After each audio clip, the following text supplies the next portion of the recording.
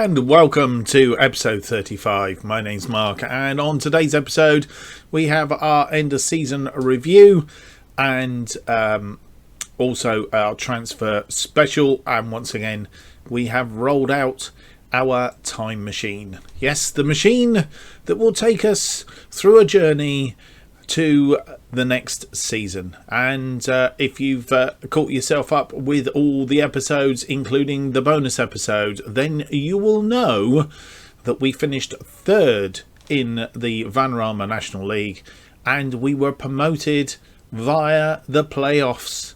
A 1-0 win against Swindon Town, and a good win that was too. But just back to how we finished in the league for the season. We played 46 matches, 26 of those we won. Pardon me. We drew 10 games, lost 10 games. We had a goal difference of plus 36, which was the best in the league in the end.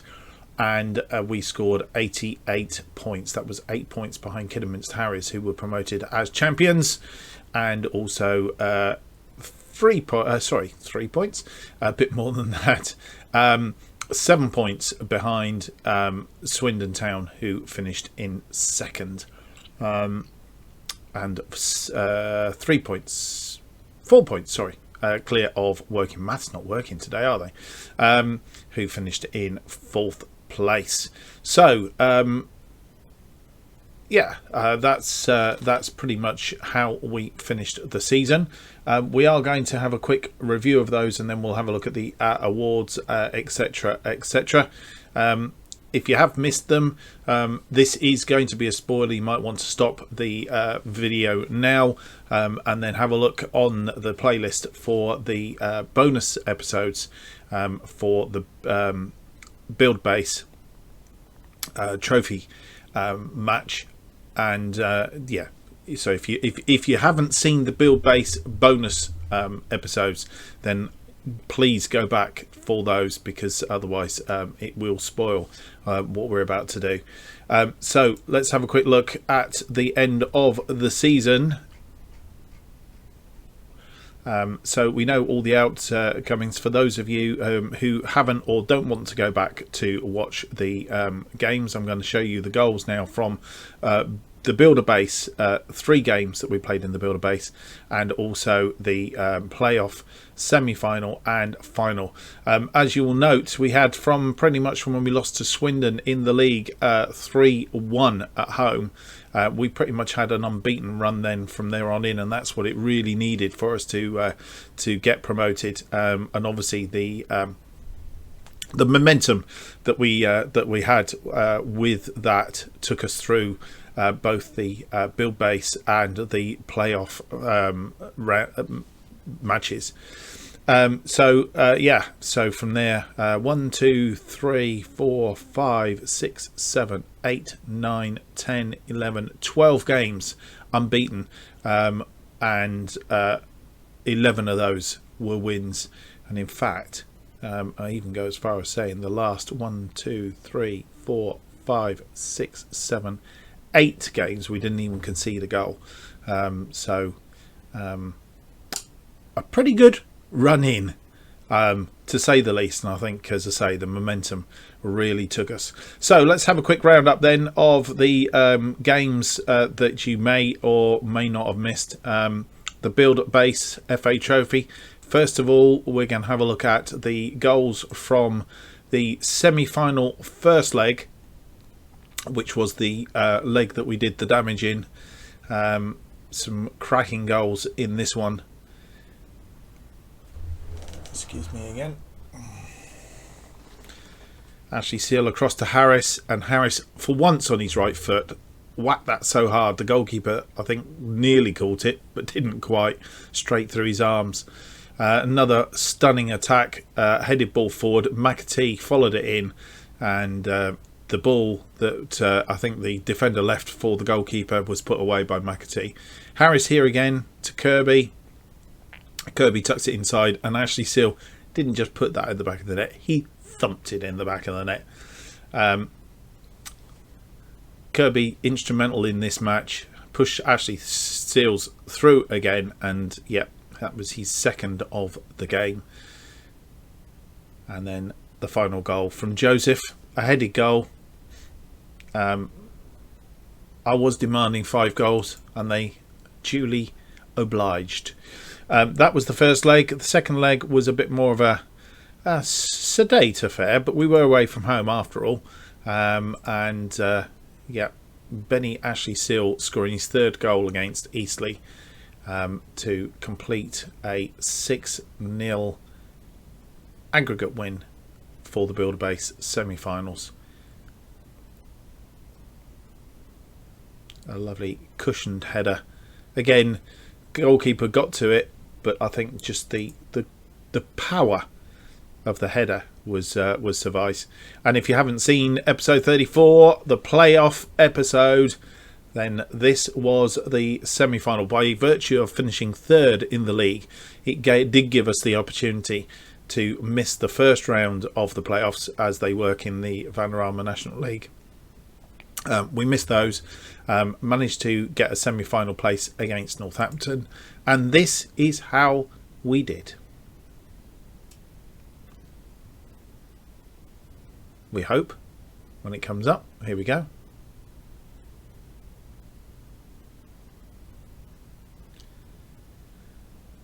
Richards with the ball across, looking for Harris. Harris then flicks it inside, and Ashley Seal just stabs it home. That goal machine, Ashley Seal. And there he is. Hit the post.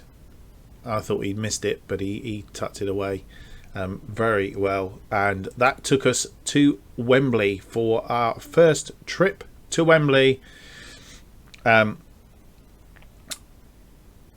trip to Wembley since I've been managing them. And wow, because of the Buildbase FA Trophy, we were going there twice within a matter of, 14 days?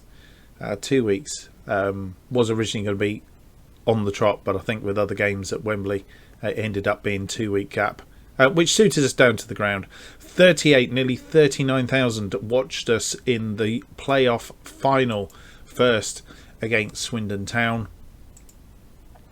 A rather dull affair, if I even may jest and say so. However, we did have the better of the game, as you will see. 14 shots, 8 of which were on target against their 7, and only 1 shot on target, and a cushioned header from Nia Kirby after just 6 minutes. Made for a very squeaky bottom time on the bench, and I have to say nails have started to grow out a little bit again, but yes. And as for those who did actually see the game on the video, will suffice to say that it was a extreme nail biter. I think, in fact, they did have a goal disallowed. Yeah, after, does it tell me what time that was disallowed? Yeah, 14 minutes and 19 seconds. They had a goal disallowed. All I can say is, yeah, that was a bit of a worry at that point. I don't know if we can actually see it. I think we probably can. Can we or not? No, I'm not going to show it to you. So that was our first win at Wembley against Swindon Town. And then the question arose, could we follow it up with a second win at Wembley? We'd got acclimatised to it. We really had nothing to lose in the Buildbase FA Trophy final. And, well, 21,000 crammed in to... I say crammed in. Got lost in Wembley. And this was the outcome. Playing in our non-traditional green. Not quite sure why, but we did play in our green out, our third kit. And this was the outcome. Harris with the cross. Kirby rattles it against the defender. And Brad Young manages to slot it home for the first goal. Ball out wide again to Harris. Harris instrumental in this. and Ashley Seal at the second attempt. Again, the defender blocking the first attempt. And then Young comes inside and puts his second of the game, and our third to walk away with Buildbase FA Trophy Final. The only thing I'm sad about is we can't defend that title, which is really annoying. But there you go. You can't have everything, can you? I'm sure playing in the League 2 will be a far better affair at the end of it. So there we go. That was a quick roundup of the games in case you've missed them. And the goals. Some stunning goals in that. And as I say, all those games without reply in the end. So at this stage of the proceedings, game's going to freeze on me now. No, it's not. Let's have a quick look. It's been very slow. We haven't actually brought any more players in at this juncture in time. Sorry, I had to just pause then so that I could have a bit of a throat clear. Which takes us to the point in time of our roundup, season roundup. Quick roundup of the season review. Scarce a few pundits will have been brave enough to pluck Bradford Park Avenue from mid-table obscurity in pre-season and mark them out for bigger and better things, but Bradford Park Avenue did exactly that, surprising everybody as they marched to quite a remarkable promotion. It was a season of unlikely yet jubilant success for Bradford PA, who got off to a tremendous start in August that propelled them into 6th place and provided them with the platform to go on and secure promotion. Yes. Right, so the Emirates FA Cup, we lost in the first round against Portsmouth. The Vanarama National League, as you know, we finished 3rd and got promoted via the playoffs. Tunnock's Caramel Wafer Challenge Cup. I'm not quite sure how we ended that, but I think it's something to do with how we finished last season. Anyway, we lost in the 3rd round against Larne, and then the Buildbase FA Trophy we won with a resounding win there. Match of the season, according to this, was the game against Solihull Moors, a 3-0 win that we had back in October.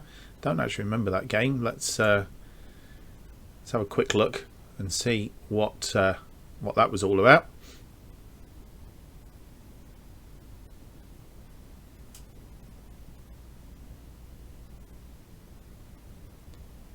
Here are the goals that we scored on that occasion at Damson Park. Right, Morton inside to Ashley Seals. Of course, that man. It was Ashley. It had to be Ashley Seals, didn't it? Couldn't be anybody else. 20 shots on target. 20 shots, 10 of which were on target on that particular day. Morton there, forcing the ball home after a bit of a mix-up between the goalkeeper and the defender. Slicker with a long ball forward, which suggests it's going to go over the top. And who's there? But that man again.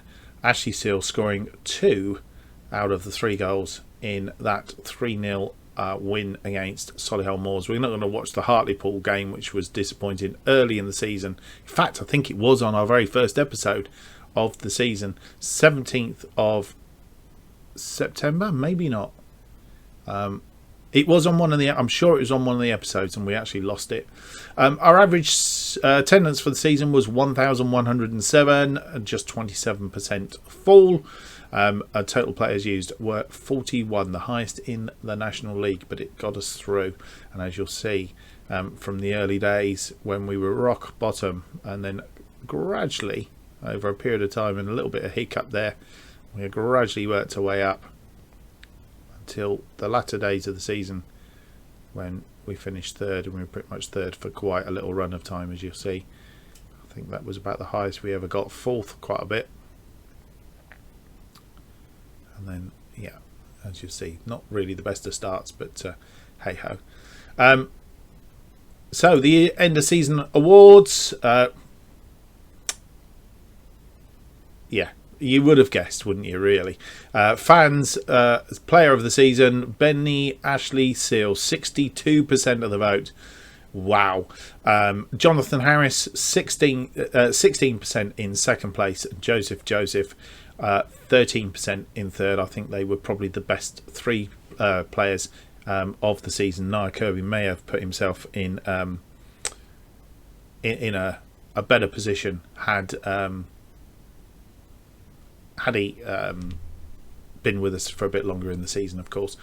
Goal of the season came from Tom Scully. Must have been a free kick back in April. Well, not to say back in April. It wasn't that long ago. Let's have a look at the goal. Against Solihull Moors. Was right at the end of the season. Probably the game from last. It would have been the one that Dover Athletic was the last game that you saw. Oh, it wasn't. Beg your pardon. Here's Scully. Oh, yeah. That had to be the goal of the season. Must have hit that from all of, 30 yards, 25 yards? Something like that. Another game that we dominated. 41 shots against their 2, I think it was. So, absolutely dominated that game. Signing of the season was Nia Kirby. Previously mentioned up here, of course. And I think he was instrumental in that defensive slot. Certainly running the game. For the two wingers either side of him, and then again in front of him. And the young player of the season, Benny Ashley Seal. What a signing he was. Team of the season, Slicker in goal, Richards, Beavers, Joseph and Egan Riley, Scully at the base of midfield, Rydell, Smith and Harris in front of him, and then in attack Armstrong and Ashley Seal, even though Armstrong didn't finish the season. Stats wise, top goal scorer was Benny Ashley Seal with 40 goals. He just, like I said, goal machine. He certainly earned his bonuses this season. Highest average rating, Benny Ashley Seal with a 7.51. Most assists, Jonathan Harris, 23 assists. I think he's actually got a record for that. We'll have a look in a short while. Best pass completion rate, again, while Nia Kirby was running the centre of midfield, there's no doubt about it. Scully was also a good signing on the basis that his pass completion, he really did spray the passes out from there. 89% complete. Fantastic. Most player of the match awards from Benny Ashley Seal, 14 player of the match awards he's won this season. And Egan Riley had 17. This is the Bad Boys Club. Egan Riley, 17 yellow cards, and Jonathan Harris got our 1 red card of the season. Goodrich outdid him last season, but wasn't to be done this season. And then the overall 11. This is following completion of the season's best 11. Bradford Park supporter spokesperson Francis Power has proudly announced that 6 players have been considered good enough to enter the Bradford Park Avenue overall best 11. Benny Ashley Seal was the pick of the 6 players. The striker accumulated 55 appearances, scoring 40 goals for the team, an average of 7.51, as we previously mentioned. Tyler Morton, Jonathan Harris, Joseph, Lewis Richards and Luke Armstrong were the other players selected to become of Bradford Park Avenue's proud history. And so we have a starting 11 of Slicker in goal, Richards, Gordon, Priestley, he's still there, Egan Riley, in defence, Goodrich at the base of midfield, Jackson, Morton and Kanga in central midfield, and then Danaher and Ashley Seal up front. Substitutes, Fabian Spice, Joseph, Jonathan Harris, Alex Hurst, Luke Charman, Joshua Webb and Luke Armstrong. What a team that would be. Slicker sets a new goal, clean sheets, 7 clean sheets kept by Kieran Sletter's new Buildbase trophy record. I think he's equalled actually for a record that was held by Slocum with 7 in 2021. That was equalling that. Ashley Seal breaks the goal scoring records, 12 goals in the Buildbase FA trophy. That is a record for that.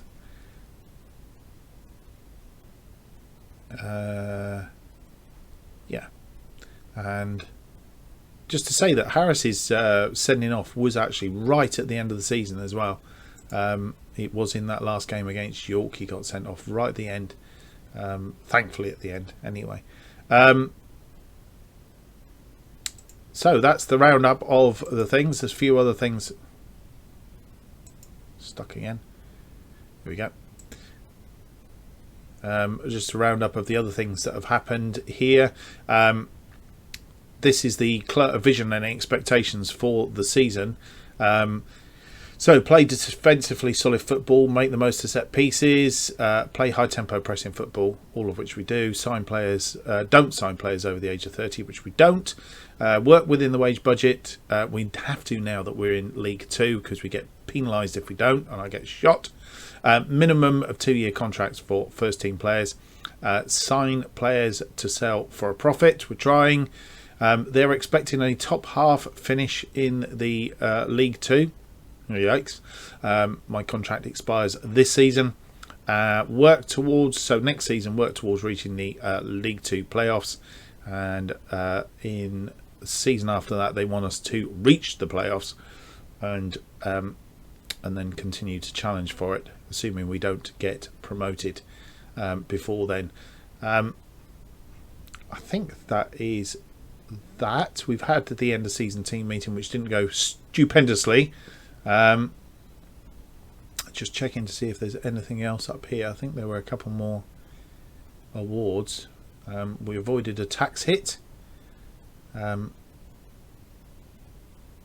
chairman gives us a £1 million loan. Oh yeah. The board have announced plans to enlarge the stadium by 3,200 seats, which is good because we only had 1,100 people in on average for the season, but hopefully in League 2 we might get a few more. Planned work costing an estimated £3.5 million has to be carried out in order to comply with league requirements. Additional funding for the project has been secured with a £1.8 million grant from the authorities.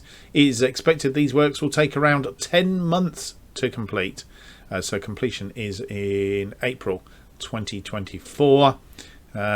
While this development work is undertaken, the club will ground share with Manchester City Academy Stadium. I think that's where they play, where the women play or the second team play. So that's where we are going to be, at the Academy Stadium in Manchester for the coming season. We will have a capacity of 7,200 when that is complete. I think it's something like 4,000 currently.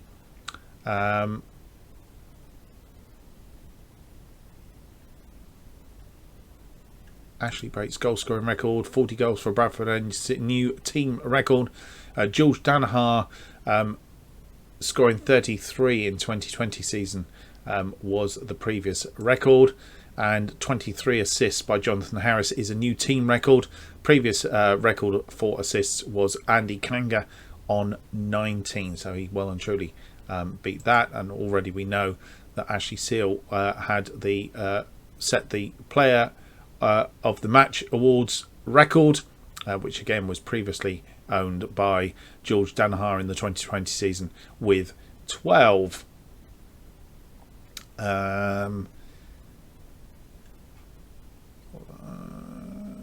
Lots of trials coming in. I'm just checking to see that there isn't anything else. I think that's it for our little June the 1st. We're going to time travel now, and we will come back with our next roundup in about a month's time, 1st of July. We'll have a quick roundup of transfers and anything else that's been going on since you were away.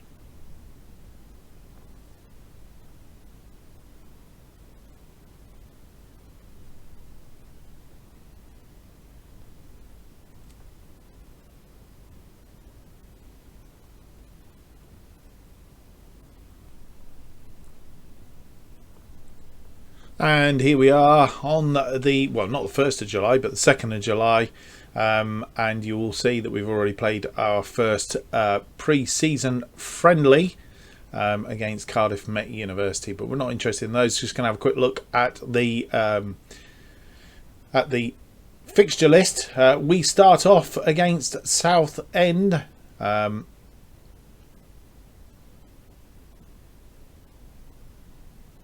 We're going to start off against Southend in the League 2, and then our second game is against Chesterfield. Christmas time, we have a Boxing Day trip. Oh, sorry, no. But Boxing Day we play Port Vale. New Year's Day we are away to Stevenage, and then at the end of the season we have games against Mansfield, Gillingham, and Accrington Stanley. Are the games. Our FA Cup first round obviously unknown at this stage. But we do know that we're playing Rotherham in the Caribou Cup, the EFL Cup, first round Caribou Cup, against Rotherham, which is quite interesting because the updated expectations expect us to get to the second round as a minimum. Did they not see who we got drawn against? Deary me. Anyway, stranger things have happened. Rotherham are in the Championship, having been promoted, I think, last season. Yeah, they were promoted via the playoffs. By the looks of it, finished in 6th and got promoted. So that may well be a bit of a tall order, but we'll have to see. We'll have to see. But our first game is away from home. Our first home game is against Chesterfield on the 12th. We do have a week's gap between there. So yeah, they don't come quite as thick as fast as they did in the Vanarama. Right, next up, let's have a look at transfers. So our transfer saga going on. Here we go. We have brought in a few players, all on frees. I didn't look at the finances, did I? Let's have a quick look at the finances. So our transfer budget really didn't change. Started out at 67,000, which was pretty much where we ended last season. He didn't give me any more money for transfers. Basically said, what's in the pot is yours. Did increase the wage budget quite substantially to 61,700, which gives us a bit of a gap to be able to deal with. So we have brought in to date the following players: Julian Ibrahimi. Yeah. He's a Kosovan. He's 17 years old. Not sure he have played too much this season, but he think he's one for the future, and possibly is one that we can bring him along, and then obviously with the potential to sell him on, which is one of the things that they want us to do. He likes playing as a central midfielder, which we are full of central midfielders, I know. Can also play on the left side of thing. He can play as a defensive midfielder, and he can also play in defence. Not well in either of those positions, but yeah. So that's we've brought him in. He's on £300 a week, and has already got an estimated value of 16,750. So potential there to bring him on. Current ability 2. Future ability 3.5, 4. So he has got a lot of scope. He's obviously got a bit of thing to go at the moment, but yeah, he seemed to do quite well in when he was on trial as well.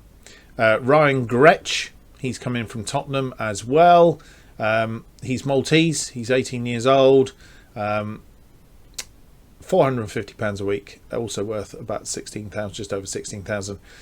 Left-sided, he likes to play fullback or wing-back. He can also move forward a little bit. He can always as attacking midfielder on the left side as well. So again, there are possibilities there. He is also currently 2-star ability, 3-star. There's 3-star, maybe 3-star, 4-star. 3 to 4-star potential ability. He's second best on defensive left at the moment. Henry Ogunbi, he's coming from Burnley. These are all players that were released. He's on 1,600 a week. He's 22-year-old Nigerian. He's been capped at under 23 level. Right-sided. Can play in that midfield role, a right midfield, and also attacking right midfield. He can play on the other side. Again, not particularly well, but he can. prefers to be a winger in both those situations. And he has currently 3.5-star current ability, and a 4-star potential ability, which Jonathan Harris, who obviously is on loan, I think we're going to try and get him back. He is on a par with Jonathan Harris, so yeah, that could be interesting. Dave Robinson will move down the pecking order slightly and be back up, but these two will be foremost front runners for that position. That's Henry Ogunbi. And then finally, for the moment, we've brought in Tom Cannon, another striker. We are awash with strikers as it currently stands. He's come in. He's on 1.9 thousand a week, worth 28,000. He is best as a pressing forward, can play as a poacher, can also play as attacking right if we need to. Yeah, overall. And he has a current 3-star ability with a possible of a 4-star ability. He is second at the moment to Ben Ashley Seal, who is a 4-star current ability. So that is our transfers for the moment. We have offloaded quite a few players. I don't know if I can see them in here. I'm not sure if they're on here. Clubs in England release. As you'll see, we're now part of this financial fair play, so we have to make sure that we stay within the financial bits. Lots of incomings for trial, which I'm not going to go through.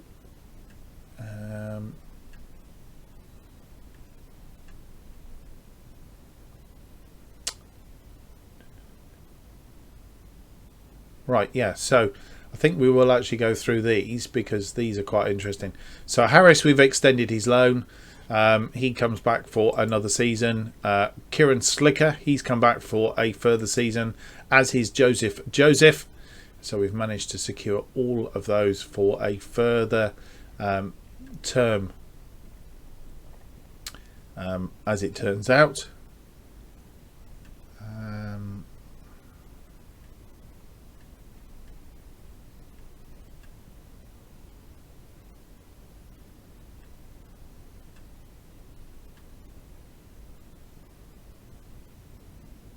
Yeah, I think this is it. So for the season, the club's current player wage total cannot exceed £84,850. Current wage total will be monitored monthly, as we've seen.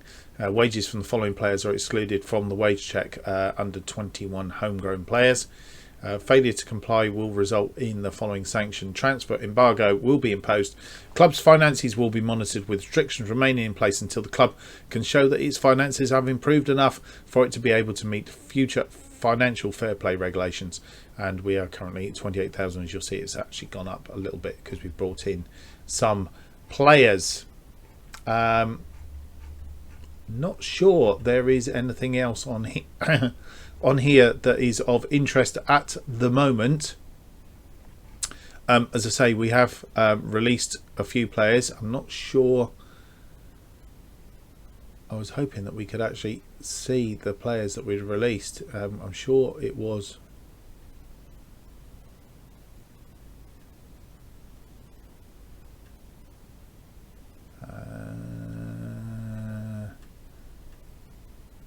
just bear with me a second. I'll see if I can find it.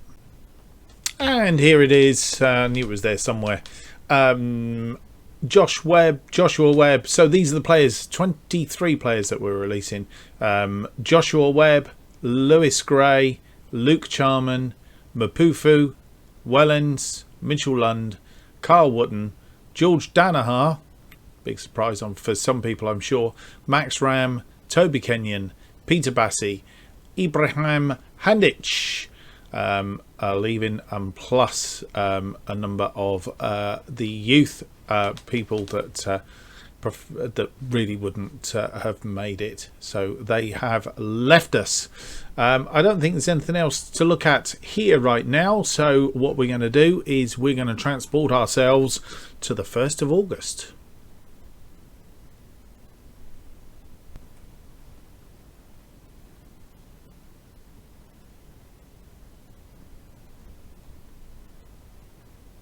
And so here we are. We've transported ourselves to the 1st of August.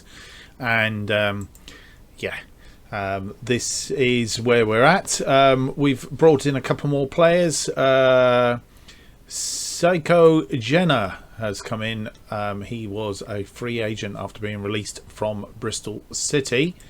There we go. He was he pretty much at Bristol City. Been out on loan a couple of times, Torquay, Clevedon, but then played a couple of championship games for Bristol City in 22-23, and they released him. We've now got him on a free. Sorry, we're having a closer look at him. He is a forward that prefers to play as an advanced forward, can play out on the right-hand side as an attacking midfielder if required. He's got an estimated value of 110,000, so we picked him up from free. At the very least, a chance to move him on for some money. Quite good at finishing, quite good at dribbling. First touch is okay-ish. And his technique is all right as well. The only thing is his natural fitness isn't particularly brilliant. So hopefully we can work up on that. He's currently 2.5 star current ability, potential to be 3.5 star for current ability, and he is about the 4th in the pecking order of the strikers at the moment. Ashley Seal, Cannon, and Makati in front of him. He will almost certainly get some game time at some point or other during the season. And also we've brought in Hector Serra. Trying to click on the on the name and couldn't do it. Hector Serra. He's come in worth 10,500, £200 a week. He has come in. He was at Arsenal. Arsenal have released him, and keep doing that. Don't mean to. He's 18 years old. Central defender, can play also on the left or the right. So he's going to really pick up where Mitchell Lund was. Tackling's not fantastic. His heading's not fantastic, but I think he will fit in. His teamwork is good. His work rate is good, and we'll see. Has during some of the pre-season matches been playing on this right side, and actually hasn't done too bad a job deputising for Egan Riley, who is on the he's on the injured list at the minute. Egan Riley, sprained knee ligaments, is out for 2 to 4 weeks, which isn't good. You also see Isaac Marriott, Tari, I think he is on trial with us. And Jordan Thomas is also out. He's got a dislocated shoulder and could be out for 2 months, so we won't see him anytime in the early part of the season.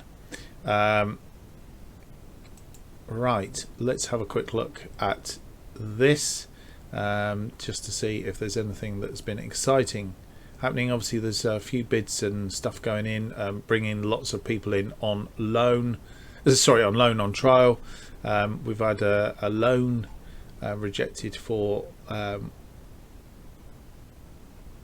one player, and I can't remember who it was now. I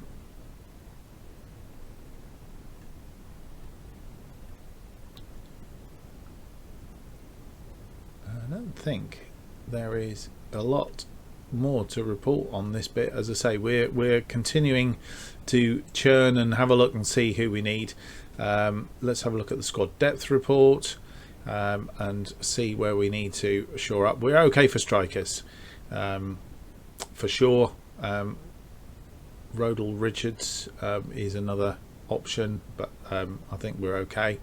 On the left side, Davis we've tried to sign, doesn't really want to sign for us. Traore wants too much money, so he's not going to be coming in there. So we're still potentially looking for somebody on the left side of midfield. Jordan Davis, as I say, doesn't want to. Right side, I think we're okay. We've got Jonathan Harris back on loan, and Ogunbi is his backup. Central midfield, we've got Nia Kirby, Tom White. Again, I think we're right. Cole Gibbon will also play in that position. Scully is our main defensive midfielder. Goodrich is his backup. Possibly, if there was one going that is a 3-star, 2.5-star, then that is an option there as well. In defence, left-sided defender, still a requirement, I think. Richards is our left-sided defender, but we haven't really got anybody to back him up. And then through central defence, we've got Joseph and Beavers we've signed for another season, which was quite good. We've got Egan Riley on the right, Thomas, and as we've mentioned, Hector Serra now is also an option on that right. And then our goalkeepers are Carter and Slicker. We could probably do with another goalkeeper of a similar sort of ilk as a third goalkeeper, just to be on the safe side. So really targets at the moment are left midfield, left defender, and a goalkeeper are pretty much our requirements for the rest of the transfer window. And of course, the other thing to remember is we are bound, whereas in the Vanarama National League we could bring in players pretty much as we willed. On the League 2, we will be bound by the transfer window. So when that closes, we won't be able to bring any more players in. And likewise in January, we'll obviously have a small window in order to bring in some players. So we need to make sure we're pretty much covered before we hit that transfer window closing, as it turns out. Right. Pretty much think that is all we've got. Let's just have a quick look. Update of the club vision. These we've all mentioned before. Play defensive, solid midfield football. Make the most of set pieces. High tempo pressing football. Don't sign players over 30. Work within the wage budget. 2-year contracts for first team players. Sign players to sell for a profit. And then the end of this season, they require a top half finish in League 2. Second round of the FA Cup as a minimum, and the second round of the Caribou Cup, the EFL Cup. As I said, that's going to be a tall order, so that's not a good start. Contract expires, and also we've asked for the training facilities to be improved. So that's all happening. And we're also apparently on course to reach the EFL League 2 playoffs in 2025-26. I don't know. The expansion of the stadium is going ahead. Yeah. Financially, where are we at? We still have 63,000 of our transfer budget left. Our wage budget is 61,100, of which we are committed to spend 47,000 of. So we still have a stretch in there. Yeah, all things being equal, I think we're okay from that point of view. Let's have a quick look to finish up at the where we are with the pre-season. Pre-season, as you'll see, we'll come back to this on the next episode, but pre-season, we've had a reasonable pre-season. The only game we've lost is a 1-0 loss to Cardiff, and then obviously drew 0-0 with Bradford City at home. Yeah, I don't think we did too badly against them. We probably should have won, to be fair. So that leaves us with the 2 games that we will see on our next episode. Southend and Chesterfield are our first 2 matches in League 2. We will come back for a roundup of transfers to date, and also those 2 matches in episode 36, I think. Yeah, I think so. Okay, I hope you've enjoyed that episode. If you have, don't forget to leave me a big thumbs up and subscribe to the channel to keep up to date with future episodes. New episodes are currently being released every Monday, Wednesday, Friday, and now on a Sunday because of the beta release of Football Manager 21. So we will be starting more about that in a moment. So you have 4 episodes a week from now on in order to expire this particular series of the Football Manager 2020 series, which will expire at the end of this coming season. So we need to do as best we can this season that we, as is possible. Excuse me. So that is what's happening, and follow me on Twitter for all the updates on this channel and more, and then you'll know when the new episodes are about to drop. So episode 36 will be out on Friday this week, and episode 37 will be out on Sunday, with episode 38 on Monday.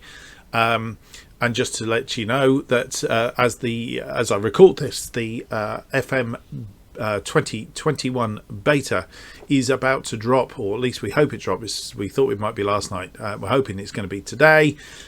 All being well, that will be up and running by the time you see this episode. If you haven't caught up with it yet, then go to the site and to the channel and look for the beta save, which is Arsenal. I can tell you that, because by the time you see this, it will be common knowledge that it is Arsenal. So Arsenal is in our beta save. Gunning for the Top is the series, and you can catch that on my channel right now and bring yourself bang up to date. Hope you've enjoyed the episode. We'll see you again next time. Bye for now.